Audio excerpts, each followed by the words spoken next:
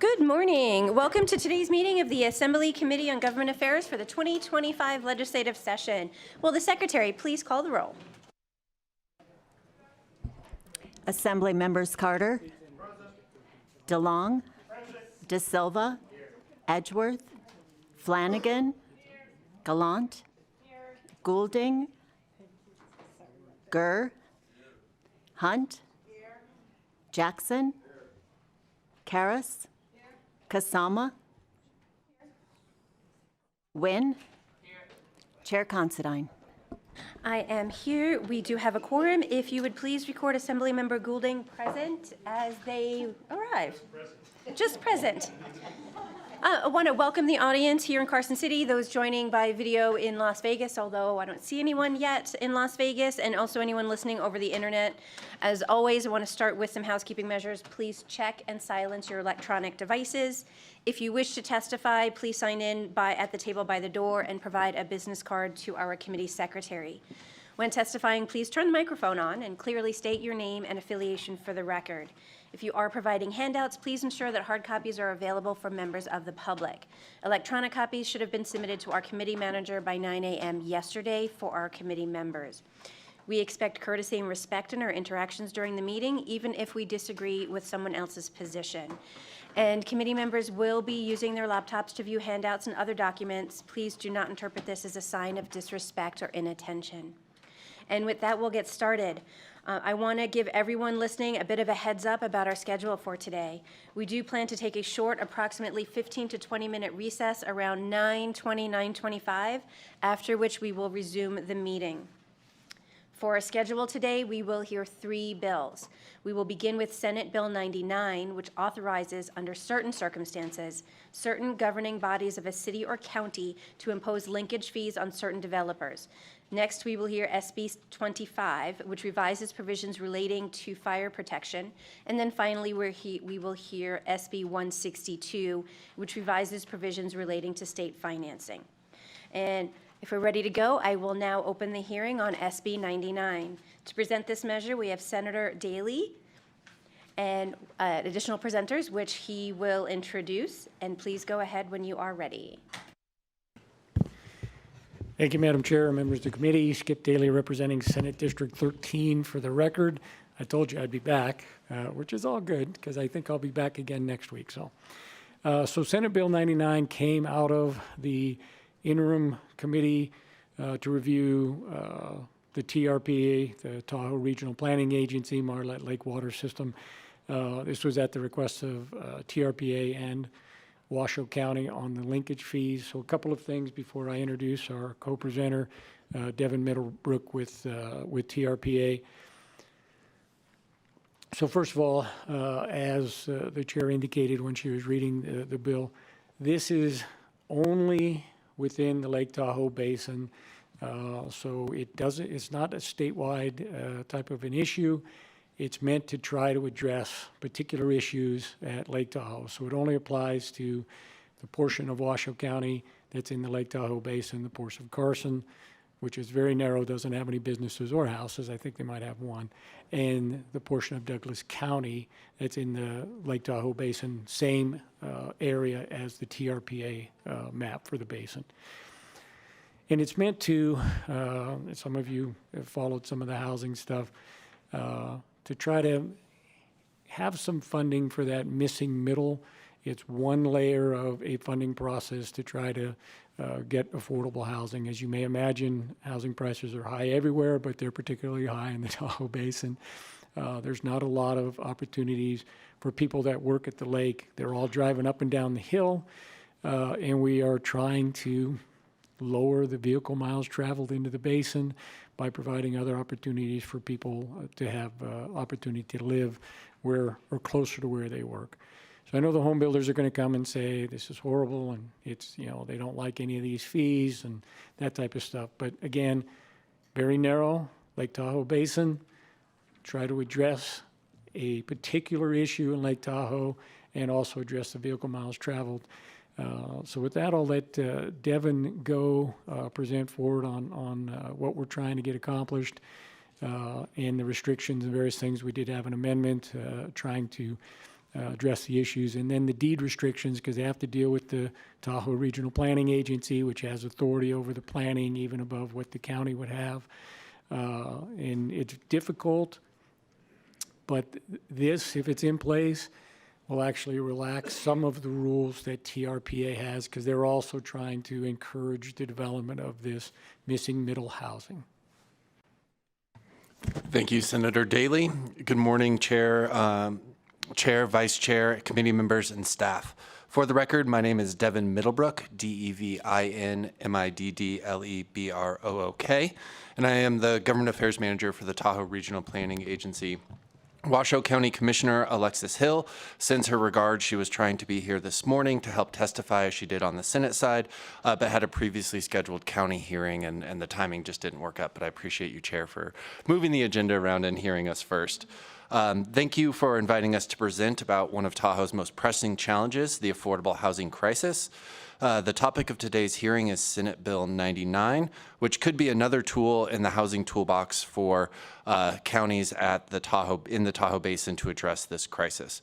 I want to thank Senator Daly for his introduction and participation as chair of the Interim Oversight Committee for TRPA and the Marlette Lake Water System. As he explained, this bill came out of that oversight committee.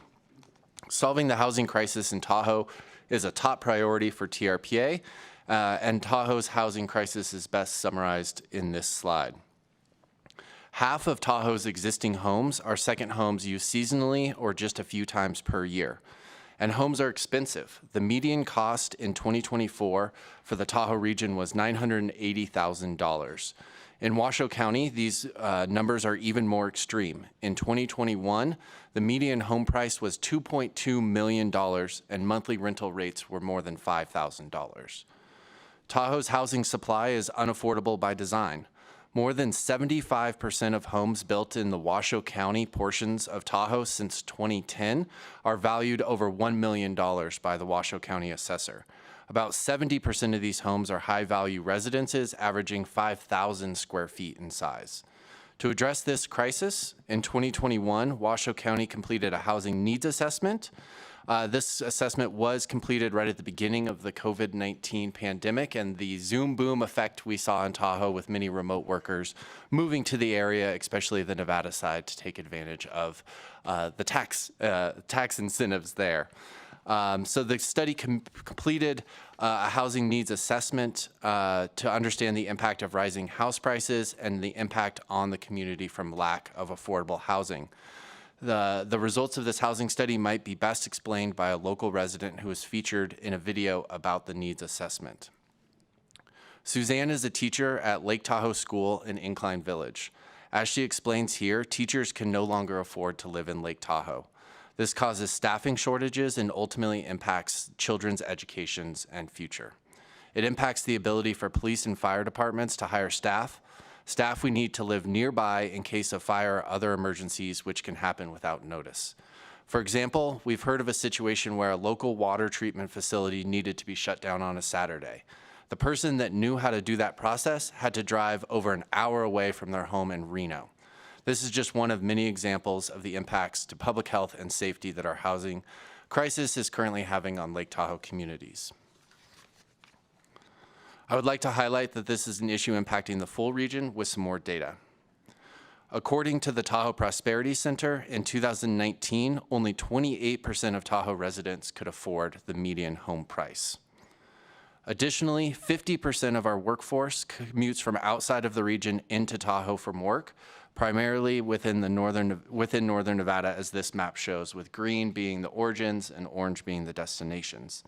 This means that on a daily basis, half of the Tahoe workforce drives into the basin, contributing to congestion that impacts air quality and water quality and degrades the overall character and quality of life of our communities.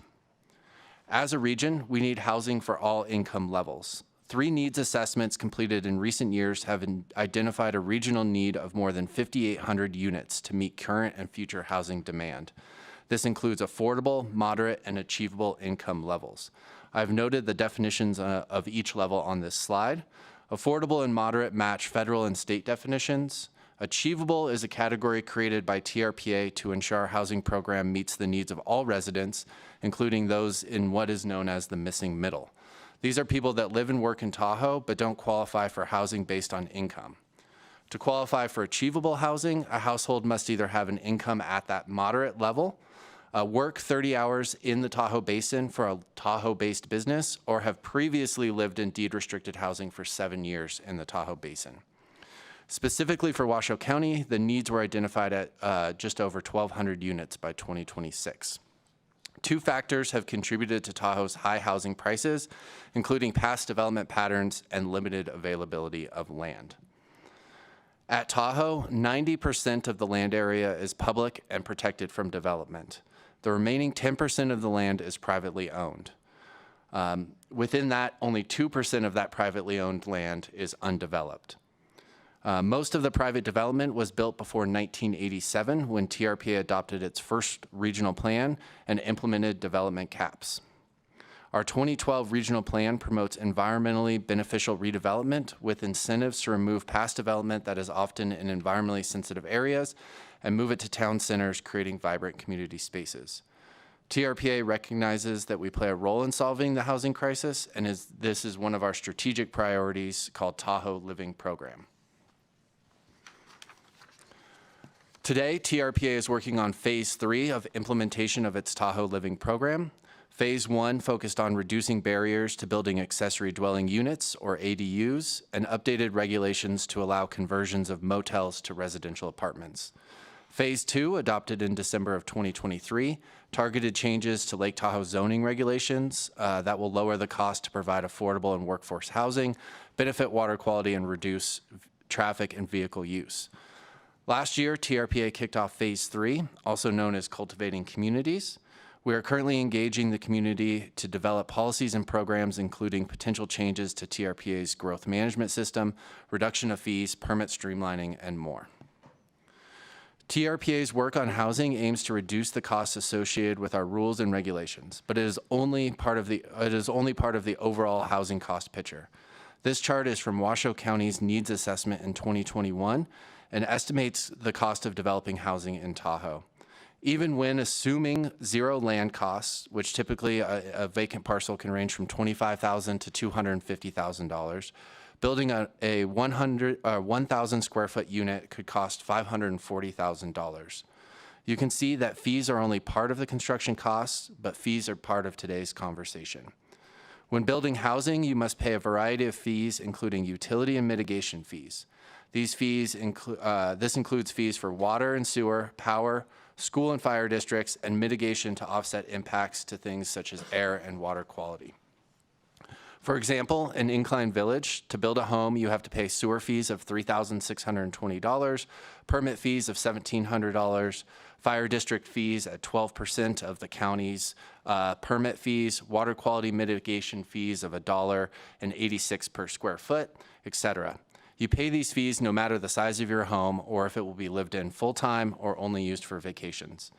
That brings us to today's hearing, Senate Bill 99. This bill was submitted as a request through the Interim Oversight Committee for TRPA, and today we're here to be a conduit for input we heard from local jurisdictions and stakeholders in the region. The goal of the bill is to provide local jurisdictions a tool to help offset the costs associated with utility and mitigation fees for affordable housing projects. Linkage fees have received their name because they draw connections or linkages between market rate development and affordable housing development. I would like to highlight the high-level points of this draft bill, many of which Senator Daley covered. Senate Bill 99 would provide authorization only to local jurisdictions in the Tahoe Basin only to charge certain market rate housing developments with a linkage fee that offsets those same costs for deed-restricted affordable housing. The proposed legislation is enabling only, and again, limited to the Tahoe Basin. The fee could apply to housing, new housing projects over 1,000 square feet, which is about half the size of the existing average housing in the Tahoe Basin. Remodels of 750 square feet or more. This was added because oftentimes small 1960s cabins that are maybe affordable on the market are purchased 3 of the walls are torn down, and then the house is more than double or tripled in size and no longer becomes affordable, and renovations valued at $100,000 or more. It is important to note that this would not be a fee developed or imposed by TRPA. It provides for local control by giving the local counties in Nevada authority to enact or not enact the linkage fee. Before any fee can be implemented, a nexus study must be completed that determines the proportional nature and extent of the impact between new market rate development and affordable housing development. At Tahoe, with our limited land availability for development and strict growth caps, there is a direct link between these two types of development. And finally, the potential linkage fee not only funds affordable housing, but offers exemptions for them when they are being built or for accessory dwelling units that are deed restricted. This slide shows several examples of other cities with linkage fees. The exact policies and fees vary by community, but generally represent the range of options that we took input on to draft Senate Bill 99.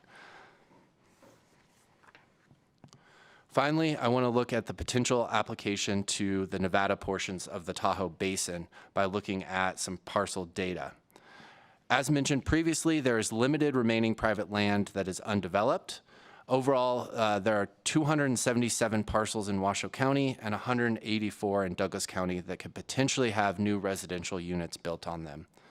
Additionally, any development is limited by the allocation of development rights, which are distributed by TRPA to local jurisdictions every 2 years. Washoe County currently has 123 residential allocations available, and Douglas County has 75. The average, as I've mentioned previously, the average house size on the Nevada side of the basin is about 2,000 square feet. And in Washoe County, the last 2 years, they permitted 28 remodels valued above $100,000 and 77 additions. In closing, I would like to thank you all for your time today in consideration of Senate Bill 99. No individual tool will solve our housing crisis, but we need every tool in the toolbox that we can get. If we don't act now, the communities at Lake Tahoe will continue to erode and further degrade the community spirit that makes Tahoe such a special place. I will now turn it back to the chair for any questions from the committee. Thank you so much for the presentation. We do have a couple of questions, and we'll start with Assemblymember DeLong. Thank you, Chair. Thank you very much for the presentation. I actually have a few questions, but maybe some other members are going to ask similar ones, so I'll try and stay focused. You had mentioned that 50% of the employees that work in the basin commute from outside the basin. What is that actual number of people that commute in? I don't know that number. Devin Middlebrook, for the record. I don't know that number off the top of my head, but I'm happy to follow up with it. So are we talking 50, or are we talking 500, or are we talking 5,000? Probably closer to the 5,000 than 50. So if we have 5,000 people commuting in, we're talking 5,000, at a minimum of 5,000 new places for people to live. You identified 400 parcels on the Nevada side. The math doesn't seem to work. It almost seems like an unattainable goal. How do you address that issue of you've got so many people commuting in, but there's no land? How are you dealing with that? Yeah, Devin Middlebrook, again, for the record, thank you for the question. Yes, this tool is not, this proposed linkage fee wouldn't necessarily be a tool that can be used to meet the entire housing need in the Tahoe Basin, but it is one of the many tools that could be added to the mix of things available for local jurisdictions. Local jurisdictions at the lake have been implementing a number of priorities to, one, I think, unlock existing homes built in the region. As I mentioned, half of our homes sit empty most of the year. So multiple jurisdictions around the lake have worked with a private company that runs a lease to locals program where there's financial incentives for second homeowners with existing homes to rent those to workers in the workforce. So that's another tool that we're using to unlock housing. And then there's our agency, the TRPA, has increased our density allowed for affordable housing projects, reduced parking minimums. So all things working to incentivize affordable housing and make it more feasible. So again, this tool, linkage fees, isn't going to get to every single house and the entire need, but it is going to help us with part of it. And if I can, Madam Chair, Skip Daly for the record, this isn't meant to be the problem or the one thing that solves all of it. When you're doing financing for affordable, low income, all of that, there is a variety of financing mechanisms. This would be one layer, right? So if somebody's trying to get low income tax credits to help finance for whatever, this would hopefully take care of portion of the fees that are charged, which would be another layer, which gets them closer to being able to pencil it out to actually build the development. Is it going to solve and take care of every person that's coming up? No. But if we don't have a mechanism to try to solve the problem, at least start to make some moves towards it, then nothing will change if we don't make the attempt. Thank you. Thank you, Chair. Thank you. Our next question is from Assemblymember Kasama. Thank you, Chair. Good morning. Thank you for the presentation. My question is, there was one slide that you had, and I was looking at it, and if you add up the soft costs and the permitting costs, that's 30% of the construction costs for a home. And have you ever considered or tried in the past, because here we're adding fees to the developers, have you ever considered removing those or giving a credit for those, just remove, because that would be 30%. Then you would immediately reduce the cost of the housing to build by 30%. Have you tried that approach in the past, or have you considered it? Because it seems to me that would be more of an incentive for developers to come in and build. Devin Middlebrook, TRPA for the record. Thank you for the question, Assembly Member. Absolutely. Reducing the costs, permit streamlining, permit reductions is absolutely something we are working on. I mentioned during the presentation TRPA's development rights allocation system. So if you want to build a single family home, you need to acquire a residential unit, a permission to build that house. On the market, those go for $25,000 to $30,000 just for the permission to build the house. We have a pool of those available for deed-restricted housing where you can acquire those for free. So that's $30,000 we're reducing right off the top of potential housing development. I think the reason we want to have the linkage fees and the ability to have that fee put on market rate development to offset affordable housing is because the utility and mitigation fees are things that need to happen. When you put sewer to a property or you put power to a property, that work needs to happen. Someone physically needs to go out, do the infrastructure, pay for the infrastructure. So it's not just necessarily permit fees that can be waived or soft costs that can be waived. That work still needs to happen. And if you're waiving that fee at one end, someone else at somewhere in the system is paying for it. And if I can follow up, Madam Chair, just to be clear, if you're going up and building a 10,000 square foot, mega McMansion, whatever, you're not going to qualify for any of this stuff. And we're saying that those developments are not addressing any of the issues, and this would be more or less of an impact fee that they're having to help incentivize the development of this in affordable housing that we're trying to do. So if you're building the big one and you can afford to do all that stuff, great, we're happy for you. But we're trying to target and create an incentive and drive as much investment as we can towards the affordable housing. So that's where you lower the fees. So some of the things you talked about, you're not going to get that on your 10,000 square foot mansion. Thank you. Thank you. Our next question is from Assemblymember Flanagan. Thank you, Madam Chair, and good morning, Senator. Thank you for the presentation. You mentioned, my committee colleague talked a little bit about developers and the cost with linkage fees. So I just wanted to see if you could paint a picture so we get a sense of the median house is $980,000. What does affordable housing look like in Tahoe, which is somewhat gaming? I'm not sure what the salaries yield, but as these linkage fees get passed on to the developer, if you're able to do affordable housing, what does the price range look like at that point for people? Thank you for the question, Devin Middlebrook, again for the record. It really does vary by those different income levels. If I can pull those up. So you do have the affordable, moderate, and achievable. For example, in the affordable, on the California side of South Shore, there was a new affordable housing development that just opened, and those rents for those units range between $750 to $1,500 a month, depending on how many bedrooms are in there. The $1,500 is more like the 4-bedroom family style. For individual homes, using me as an example, my home that I purchased several years ago was somewhat affordable to me in my position as a professional in the region, and that was around $650,000. So, we see houses on the market in the $400,000 to $500,000 range that are very much targeted for locals. The challenge there is they're often very outdated and haven't been upgraded or modernized since the 1960s. So that proposes a completely different challenge for the local workforce. Thank you. Our next question is from Assemblymember Goulding. Thank you, Chair. Thank you for the presentation. This may be part of the answer to the question, but I want to have a little bit more clarity on where those fees are going to be used, how they're going to be used for affordable housing. Are these for a project to qualify for the revenue that's generated by the fee, does it have to meet these criteria? So it has to be either 80% or lower of AMI? Is that correct?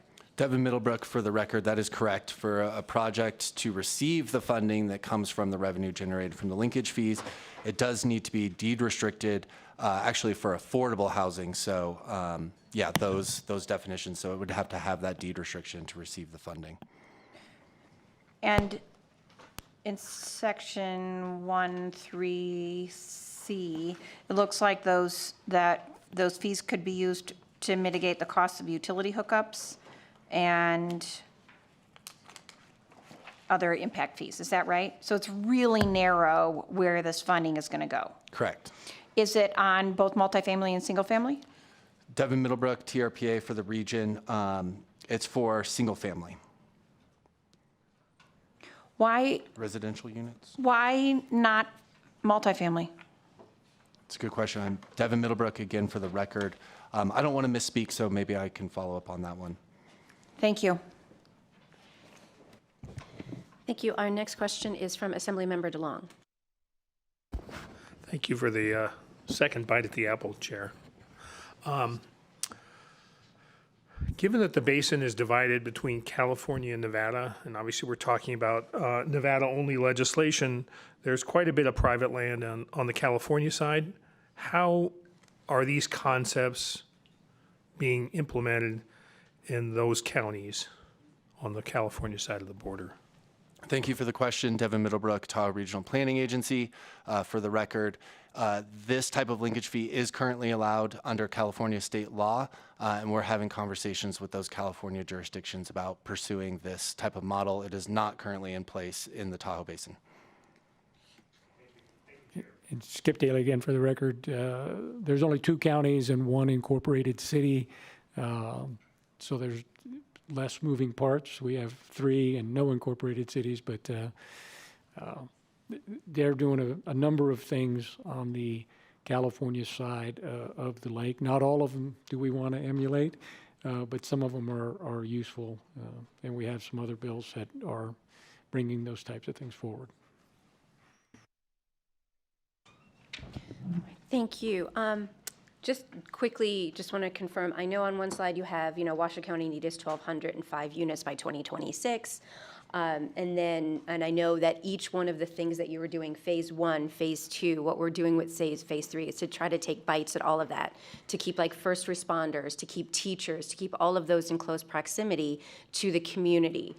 So my question is, though, in phase 1, I know that phase 2 is more reducing the costs, but do we know if there's any sort of data on if that's taken any bites out of that through phase 1 or phase 2, or are those still early? Devin Middlebrook, TRPA for the record. Absolutely, we have seen progress with phase one, as you see on this slide. Accessory dwelling units, I believe our team has permitted more than 35 accessory dwelling units since those regulations were adopted. And then the motel to residential conversions. We were successful in, over the last 5 years, 4 motels have been purchased in the Tahoe Basin, 3 in the South Shore, 1 on the North Shore, and converted to permanent housing for the homeless population. At the time those 3 properties were open in South Lake Tahoe, it virtually ended veteran homelessness in the community. So we've seen success on both of those projects and fronts. Thank you for that answer and that information. And the committee does not have any additional questions, so I want to thank you for your presentation. We will begin on testimony. We'll begin here in Carson City in person, then we will move to Las Vegas, and then we'll go to the phones. We have about 5 minutes before we need to take a quick recess. So we'll begin as soon as we're ready here in Carson City in person. Go right ahead. Good morning, Chair Considine, members of the committee. For the record, my name is Cadence Matievich, C-A-D-E-N-C-E-M-A-T-I-J-E-V-I-C-H, representing Washoe County. As you heard this morning, this bill particularly to Washoe County would apply in the communities of Incline Village and Crystal Bay.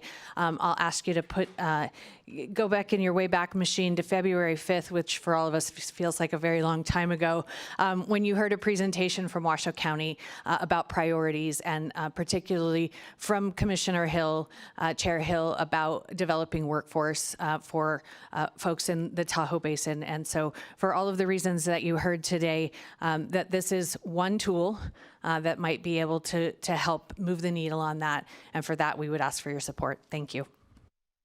Thank you. Is there anyone else here in Carson City wishing to testify in support of Senate Bill 99? Seeing no one approach, is there anyone in Las Vegas wishing to testify in support of SB 99? Seeing no movement to the table, AVH will go to the phone lines. Is there anyone on the lines on this bill in support?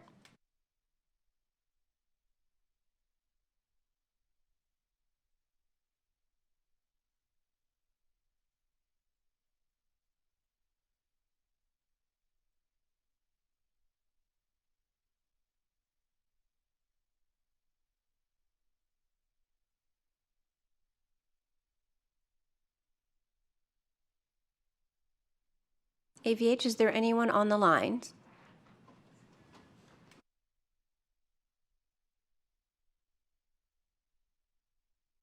While we're waiting for AVH, I will go on to opposition. Is there anyone here in Carson City wishing to testify in opposition to Senate Bill 99? And when we're done with opposition, we'll go back to AVH. Thank you.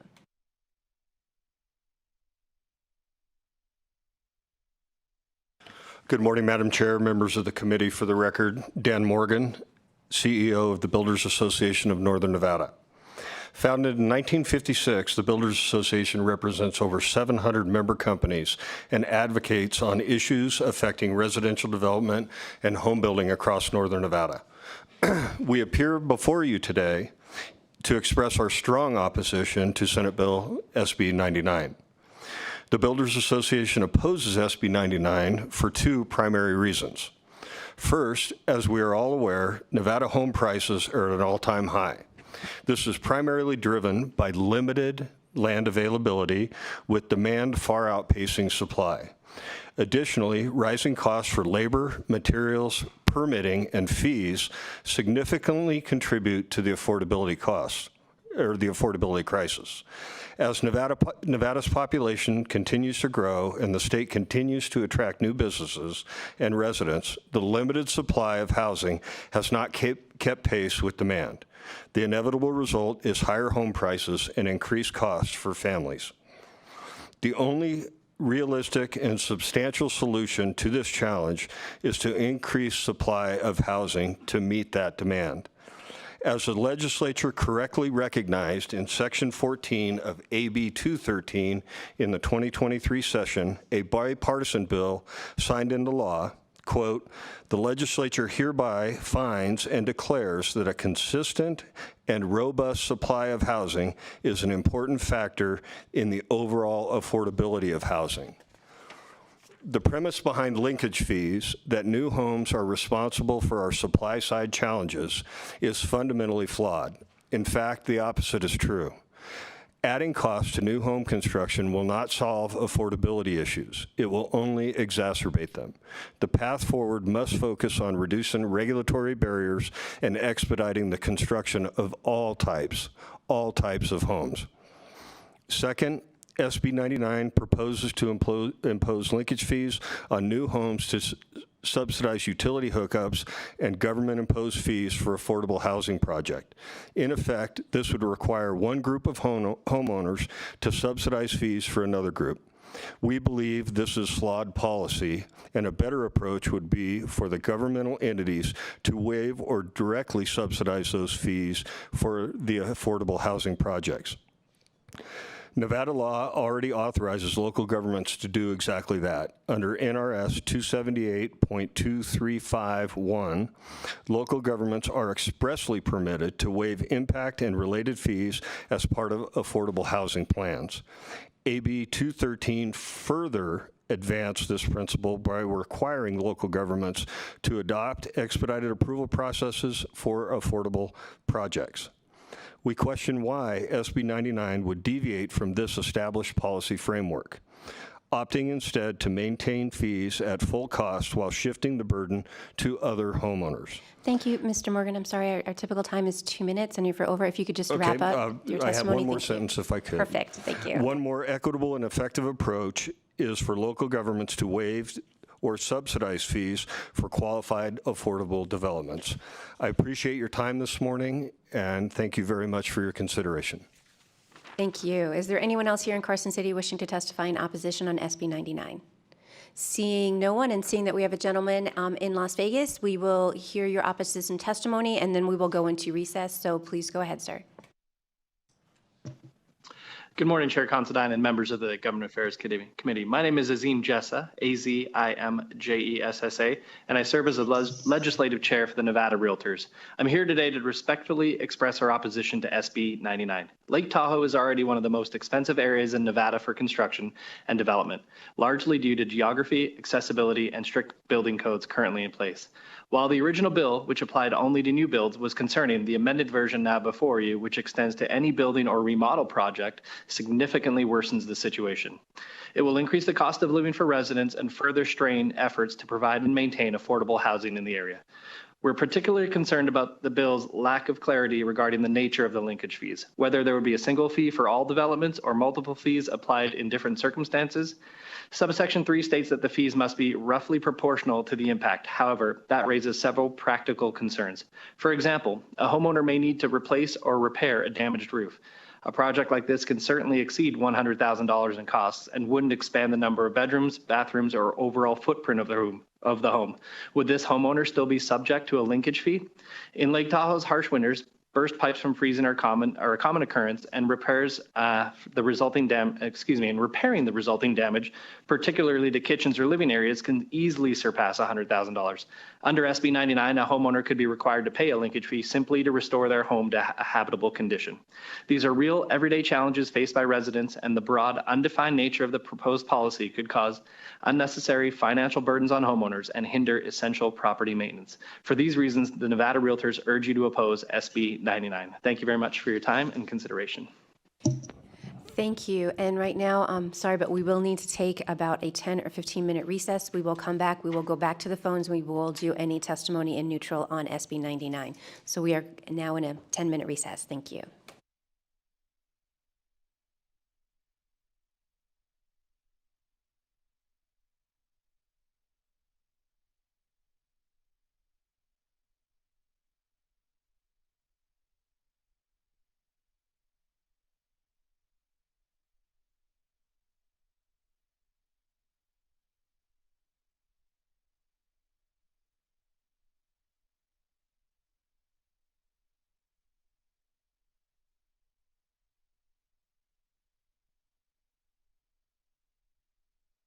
Sound check 1, 2, 3, 4, 5, 6, 7, 8, 9, 10.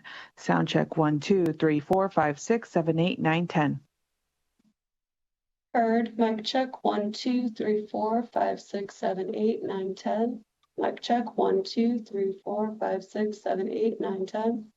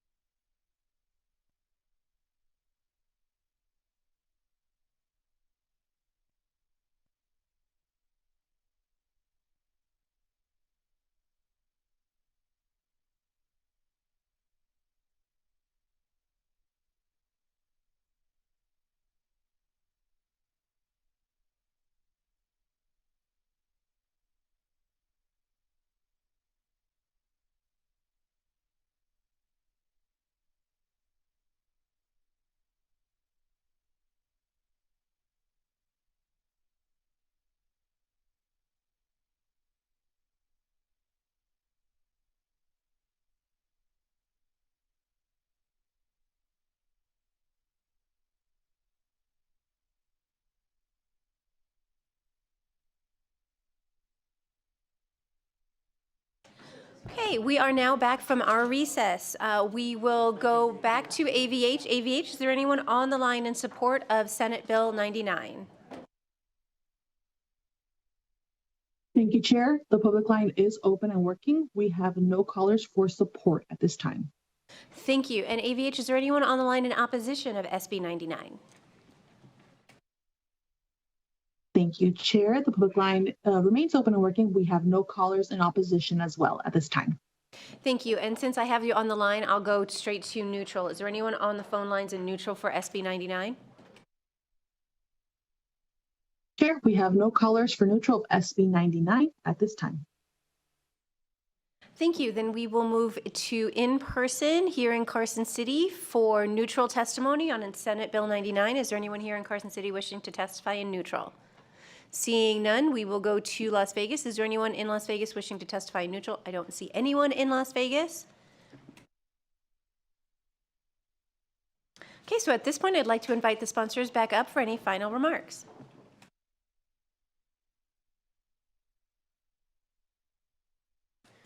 Thank you, Madam Chair. Again, Skip Daly for the record. Just wanted to clarify a couple of things on some of the opposition.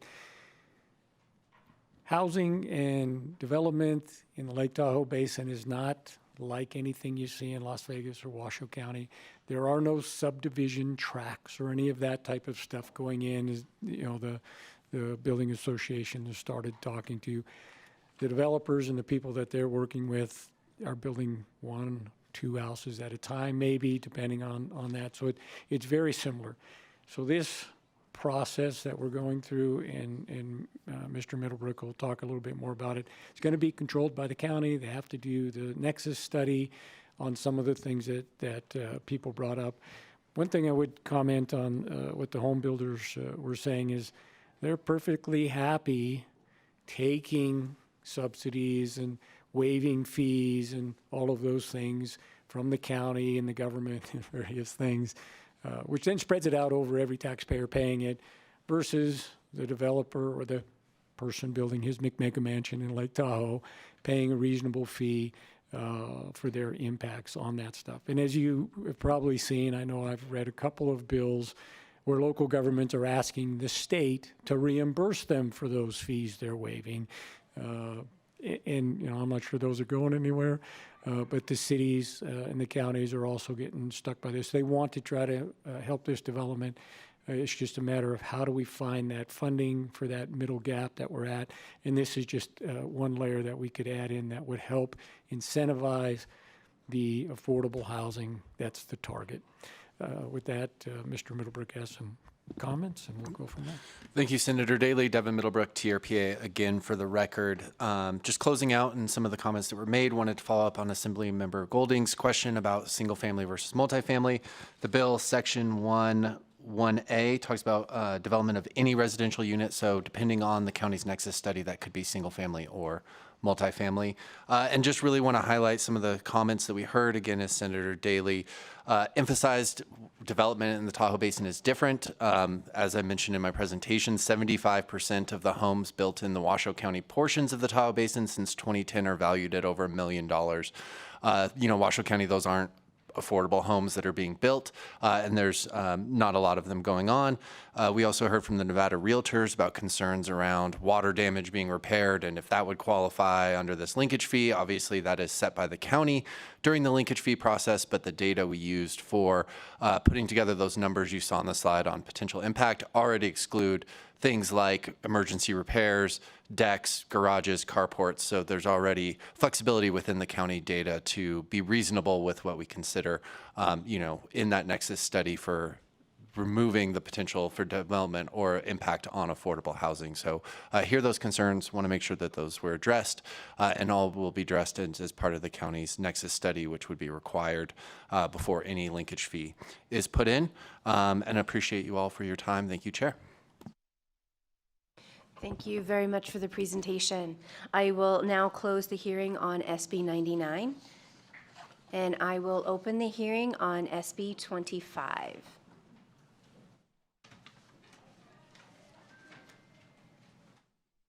SB 25 revises provisions relating to fire protection. And to present this measure, we have Mike Dizak, State Fire Marshal, and other presenters. Please go ahead when you are ready.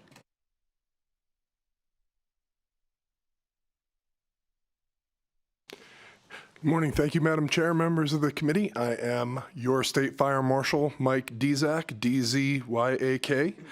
With me today is Lieutenant Joseph Rodriguez, who is the Assistant State Fire Marshal, and we are presenting SB 25.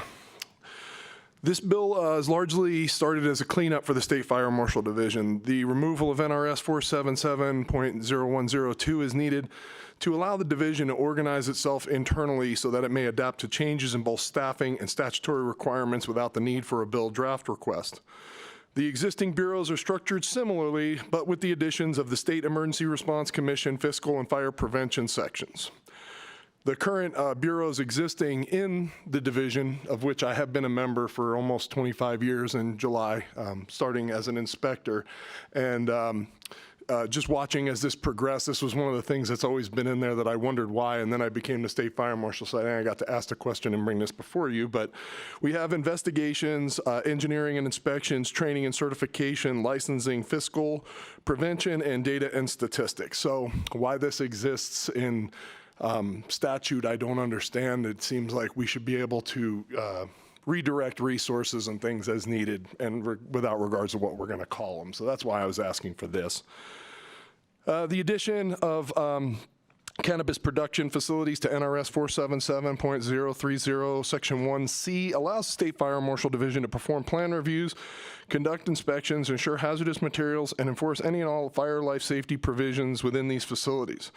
Division is aware that companies have begun to set up these facilities in areas within the State Fire Marshal's jurisdiction. The division, in conference with the Nevada Board of Fire Services, believes the division has the resources and expertise in these areas to protect the workers and community, as well as ensure the minimum safety standards are met or exceeded. Because these facilities tend to have a significant volumes of hazardous materials, the division is in the best position to fill this need. We have been in large concert with the cannabis compliance folks on this. I was educated, that's why we removed through amendment cultivation.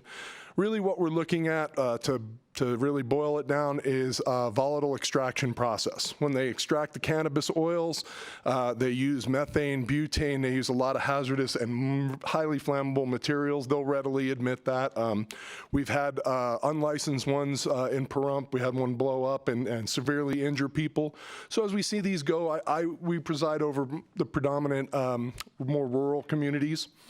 And we don't want to see people set up these, put your family and friends to work in them and not follow the regulations and end up getting people hurt. That's really why the bottom line is why we're here. And after some back and forth and some understanding about what constitutes cultivation and things like that, we came to the agreement that production was really what we were looking to regulate here.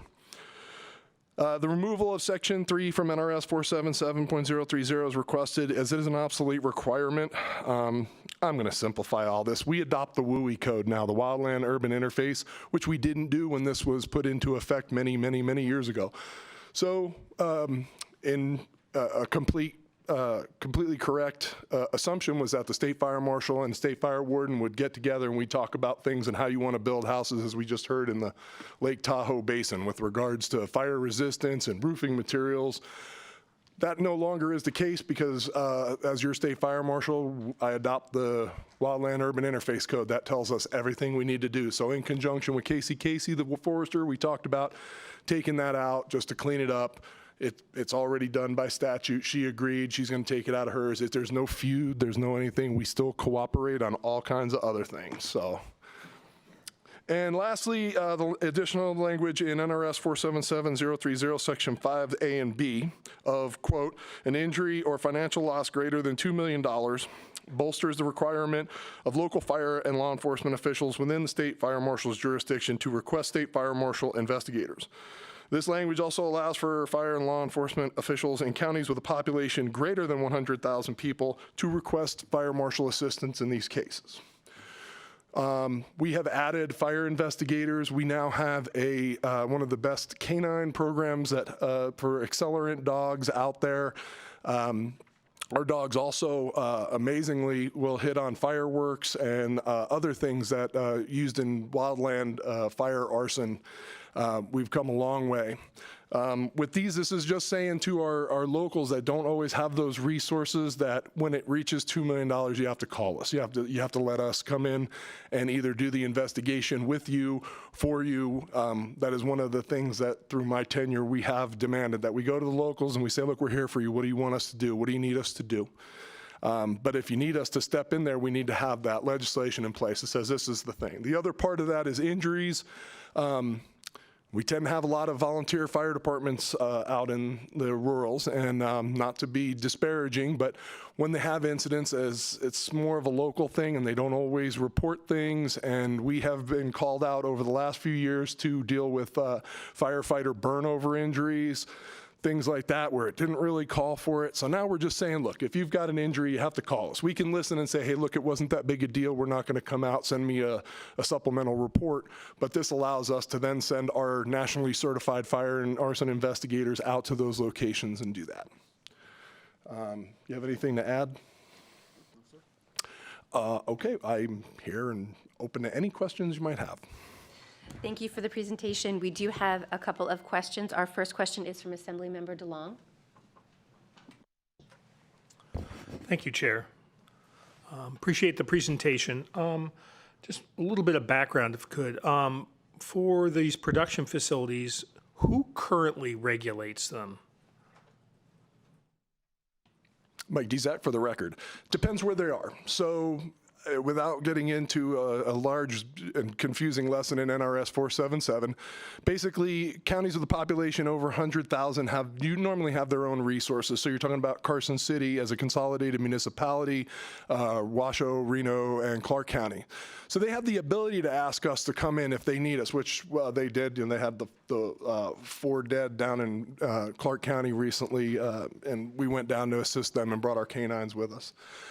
If they're not in those counties, then it's us, as long as the statute allows for it. 477 is very specific with what you guys said the state fire marshal should be involved with. That's schools, places of assembly, eating and drinking establishments over 50, residences like hotel motels, not including private residences, things like that. So they went and they said all those things.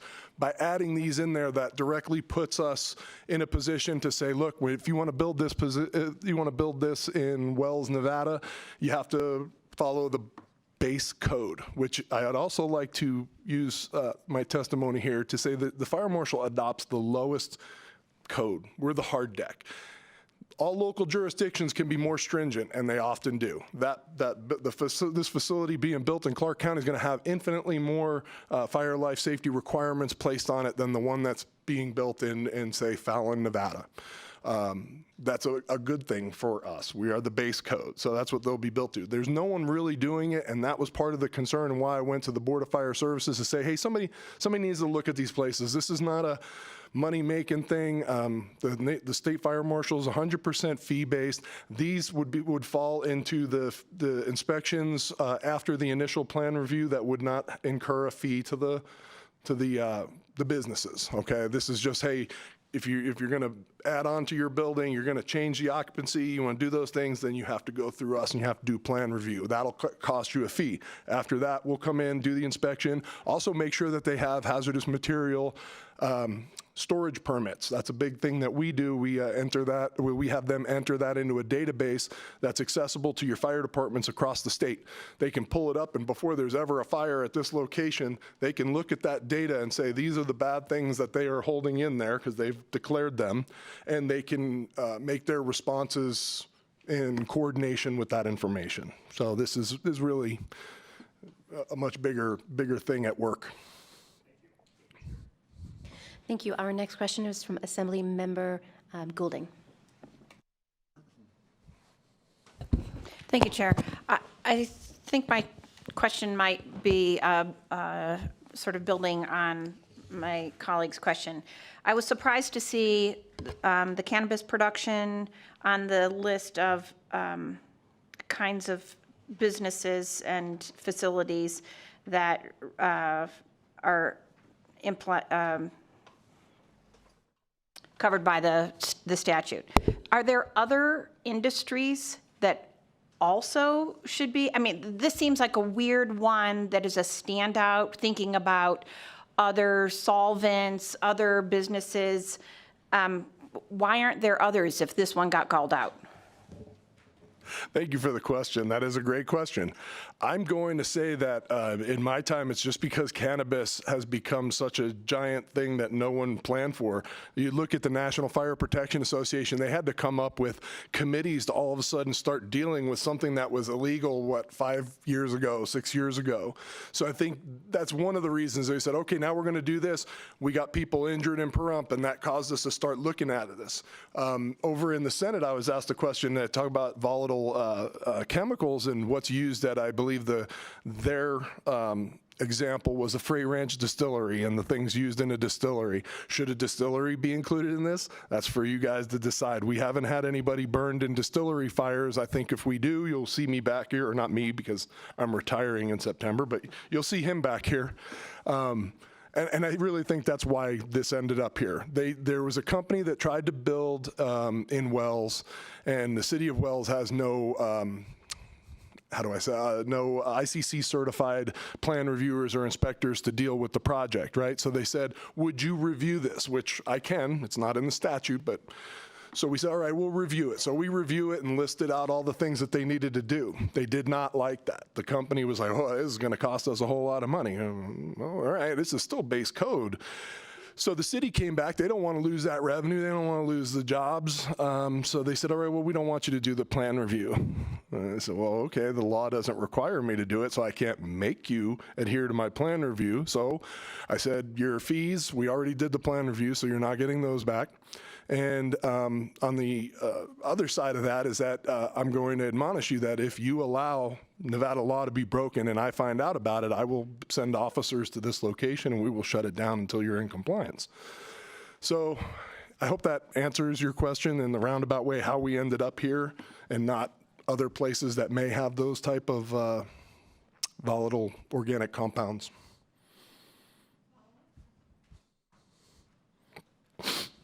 So I guess my question is, are there other industries that should be included on a list like this?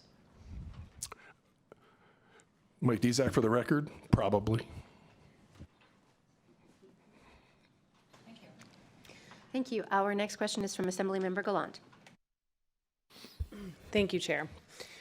So I have a couple questions.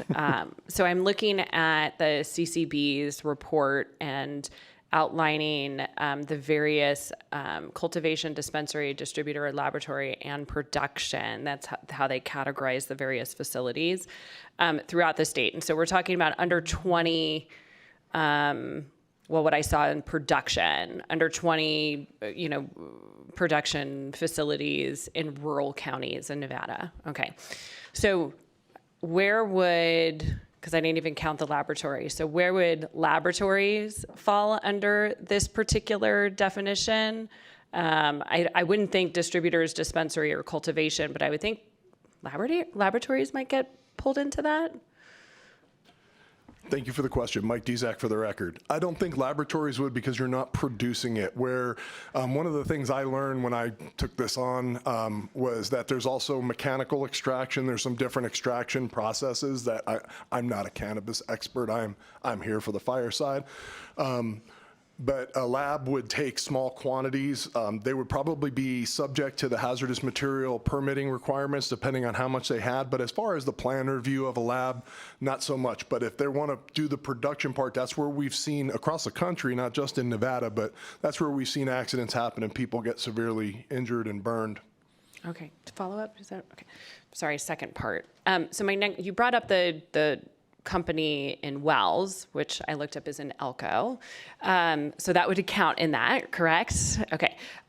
So how many production companies have we had fires or issues with in the rurals, legal and versus illegal? And then how is this bill going to help you address the essentially illegal production market? Mike Dezak for the record. Thank you for the question. Well, once it's in statute, then it becomes our issue.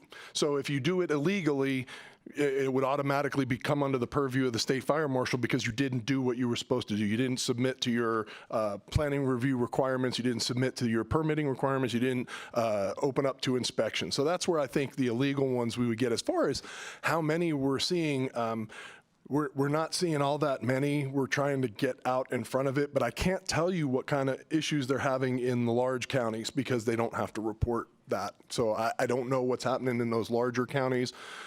This is something that they came to me, and there's been a push from the local fire departments that have to deal with this. I think I included a letter from the Caliente fire chief, volunteer fire chief. He said, hey, these guys are setting up, and we don't know what to do. We don't know what to do with them. Well, as long as you ask me, you request us, I can come in and help you. But to me, this seems to be something that just should have some sort of oversight when we're setting this up. I just want to make sure we're talking about the same thing when we're talking about illegal production companies. Are you talking about ones that actually have a license but didn't go through you in terms of the building permit, or actual illegal production facilities? Mike Dezak for the record. I was talking about both. So as far as illegal goes, illegal, once they begin that process, by adding this into 477, it allows my law enforcement bureau to go deal with them. Okay, so that's the first thing, because without that, I have no legal right to go in and say, hey, you didn't do those things. So that's on the illegal side. And we have had issues with illegal setups. As far as the legal ones, I don't know of any. I don't know that we've had any issues with that. You mentioned Elko. City of Elko has an interlocal agreement. There's a statute in 477 says state fire marshal shall give a interlocal agreement to any jurisdiction that has the qualified people to do what we do. And we adhere to that. So City of Elko, they have an interlocal agreement. County of Elko, that does not. So then that's where Wells would have fallen into our purview. I hope I'm answering these good. Thank you. I'm not seeing any additional questions. Thank you so much for your presentation. We will move on to testimony.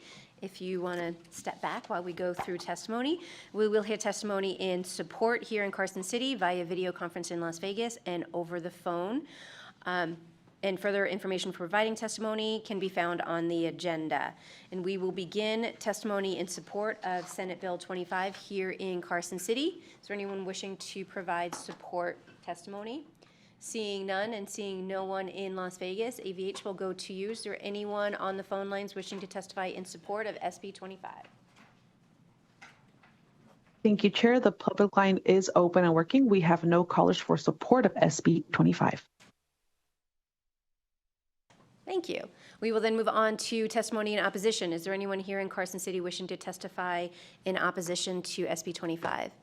Seeing no movement in Carson City and seeing no one in Las Vegas, AVH, we're back to you for testimony in opposition to Senate Bill 25.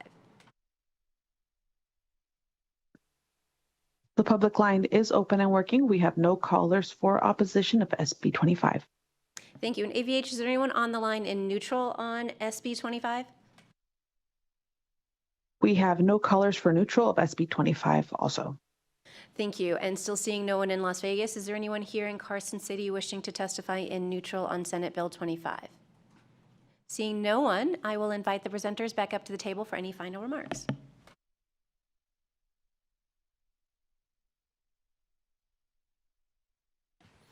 Madam Chair, members of the committee, I want to thank you. I've been doing this a long time, and I think this is probably the last time I'll testify before any committee, hopefully, if this goes off and my budget goes through. But it's been an honor to serve you guys. This bill is just a culmination of things to try to make things better going forward, taking them seriously before people get hurt. I believe this is truly a proactive thing, and I appreciate your time and listening to me, and hopefully we can get this passed and take it from there. Maybe we add some more things in 2 years. Joe? Thank you so much for the presentation, and it's an honor for the entire Government Affairs Committee for this to be your last testimony before retiring. Thank you. And with that, I will close the hearing on Senate Bill 25. I will now open the hearing on Senate Bill 162, which revises provisions relating to state financing. And to present this measure, we have Senator Cruz Crawford and an additional presenter she will announce. And please go ahead when you're ready. Good morning. Thank you, Chair Considine and Assembly members on Government Affairs.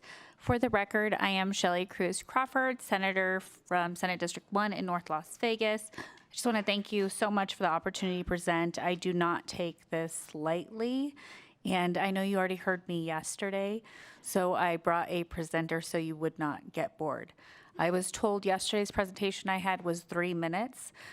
This one is going to be about 6. I want to respect your time. Today I have Madeline Krager. She's an intern for the Majority Leader's Office. She is a student at UNLV, even though it is UNR Day. I do want to introduce her as that. She is a Nevada Youth legislator formerly, and she is from Senate District 13 in Washoe County. She is going to be presenting 162, and I will be here for any questions.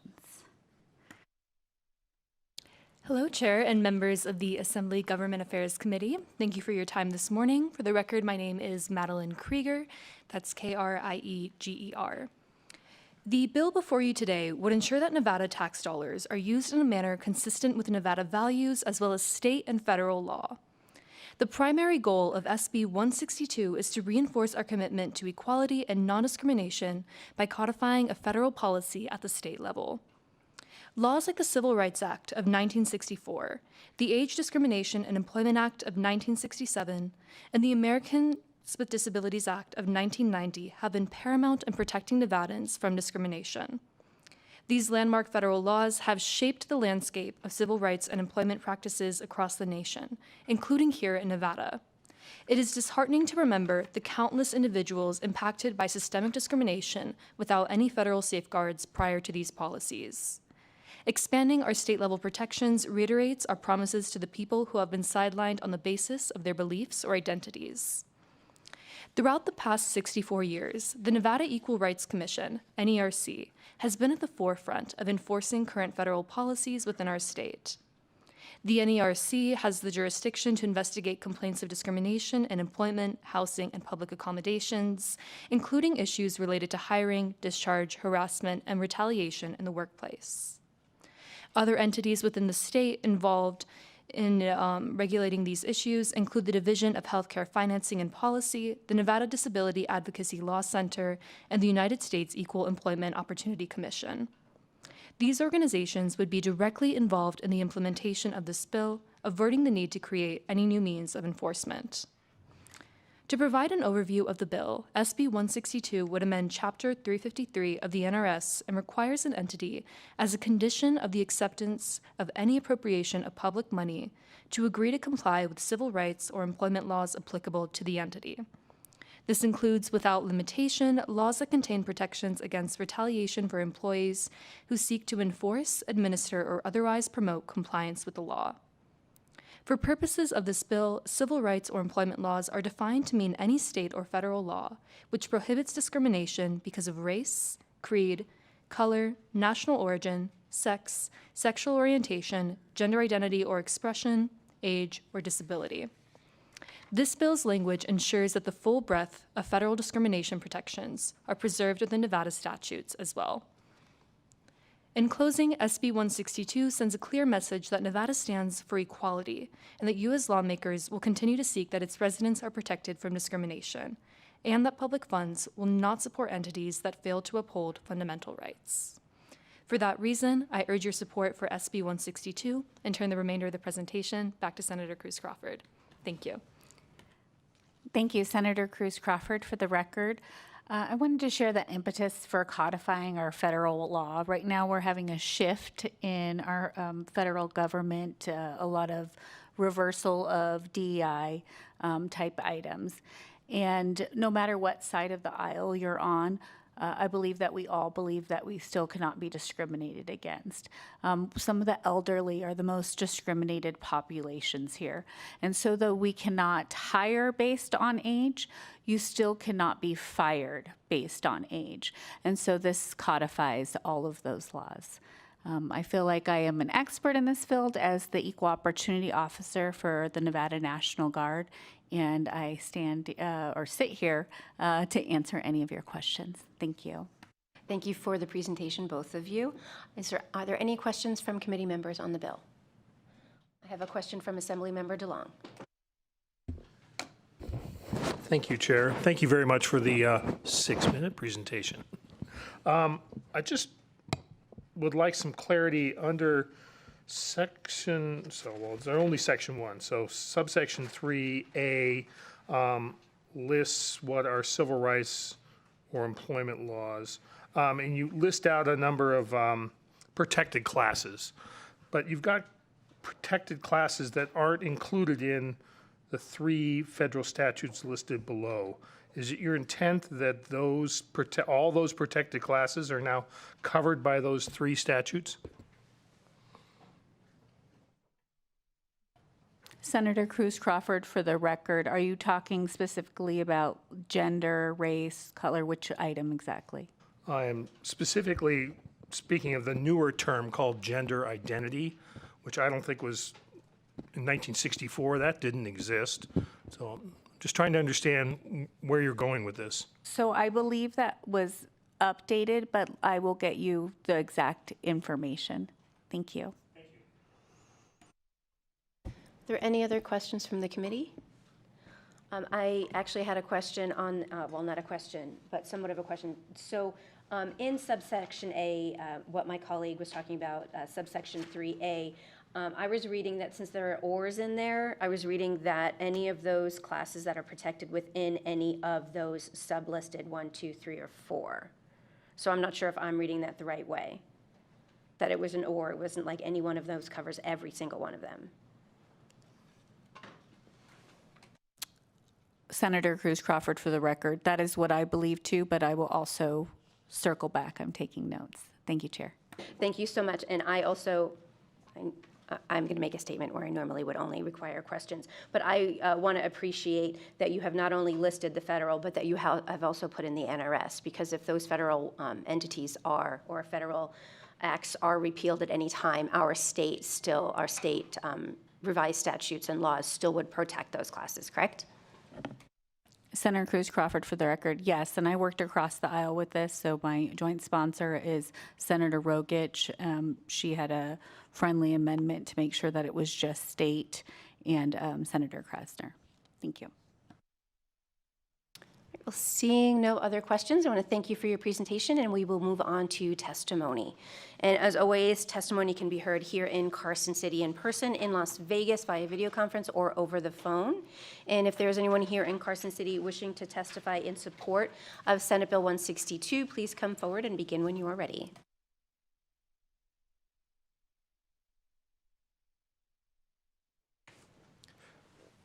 Good morning, Chair Considine, Vice Chair Wynn, members of the committee. My name is Wesley Harper. I am the Director of Government Affairs for the City of North Las Vegas.